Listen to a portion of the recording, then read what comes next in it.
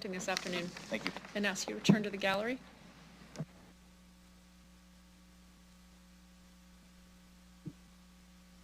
I'll call upon Delegation John Klein. I'll ask that you please introduce yourself for the record, the organization you're representing, if any, where you're calling from. You'll have 5 minutes to present to council, after which time you'll have the opportunity to answer any questions they have for you. Good afternoon. Thank you. Am I off mute right now? We can hear you. Yes, okay? sir. Go ahead. Okay. So I was here recently at John Klein. I'm from Regina, and I'm speaking on behalf of myself. I was here recently at the executive committee, and I heard more people voice concerns about your plan to restrict private use of e-scooters in Regina than I heard residents supporting the idea to restrict them. Yet a small majority of councillors voted down Councillor Mancinelli's efforts to permit private e-scooters. Councillor Hawkins said he completely agreed with the logic, but not until 2024.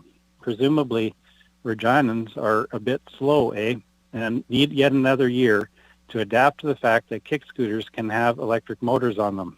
I don't think it's a good reason to use up the council's and administration's time a year hence to undo a limitation that could result in needlessly consuming police resources in the coming year. Why hassle some people scooting around Regina on their own e-scooters or one-wheels, segways, hoverboards, electric skateboards, or electric unicycles, even though there are other people who pay rent for the same privilege?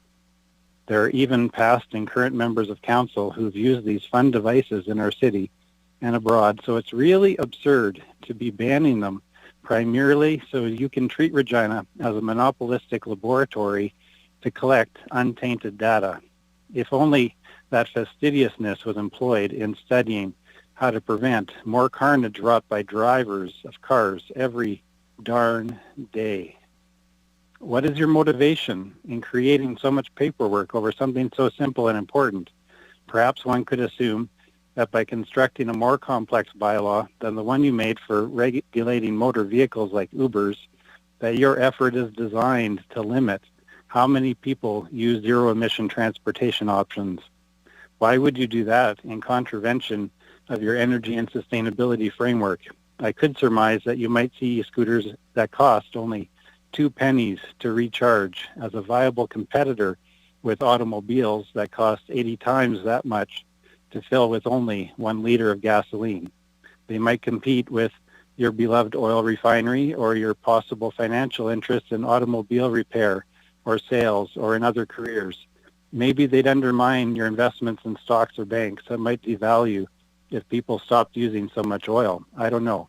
I'm sure anyone with a conflict of interest would recuse themselves from a vote if there were any doubts about their motivation in limiting cleaner transportation options. Council has the ability to pass bylaws. So when something new arrives, it might be this council's instinct to pass a meaty new bylaw with shiny bells and data collection whistles. Have you heard the expression that when all you have is a hammer, everything looks like a nail? Maybe the best idea is to put down the hammer, stop reinventing that wheel, and treat e-scooters exactly like e-bikes. They're close cousins. They only differ by missing pedals and a seat. Councillor Hawkins may be a fan of extending this ban and implementing big government, creating meaty bylaws that need tweaking next year to ensure more paperwork for City Hall to put through. But I think there's a better way today. Give Reginans some credit, please, and give them an e-scooter, e-bike rebate, too, while you're at it. There would not be pandemonium if everyone went out and bought an electric kick scooter tomorrow. You could give $500 rebates to the first 5,000 residents buying them, for example, because you'd have a lot less damage to your streets from those vehicles than from the heavy cars and trucks many of you favor. I guarantee you that there will never be an e-scooter rider crash through a storefront, knock down a street sign, or careen into a house and cause tens of thousands of dollars in property damage from careless or reckless use. You can't say the same for drivers of cars. You've taken your eye off the ball. Our devotion to ecology has resulted in a system of over 100 parks. Our highly livable city needs to be connected in a way that we can use kick scooters to get between those parks as easily as if we wanted to hop into an F-150 to go cruising down Albert Street and through Wascana Center. In my remaining time, I'd like to remind you that we're in a climate crisis, and e-scooters produce no emissions in Regina since they don't have tailpipes. Think of it this way. Pretend we know it's going to flood. so someone invents the sandbag to mitigate the damage. Being a new invention, City Council wants to regulate sandbags and limit them to only 500 units for at least a year just to be safe. You also have to rent them. You can't make your own, just in case someone leaves their sandbags lying around carelessly or hits someone with a sandbag. Congrats, Regina is now safe from the scourge of sandbags, but it's a bit vulnerable to the flood still. I think you've taken your eye off the ball. We need to focus on the climate crisis. Thank you.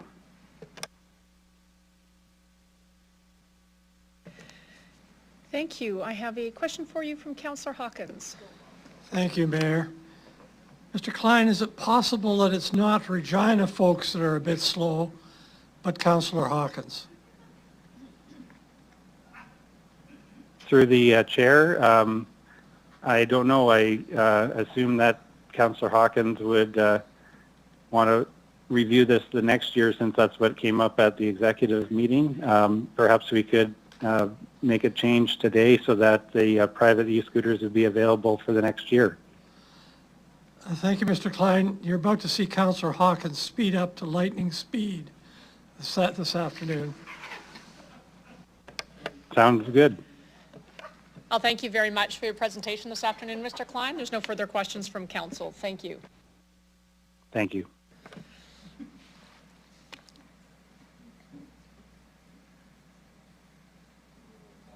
Came up at the executive.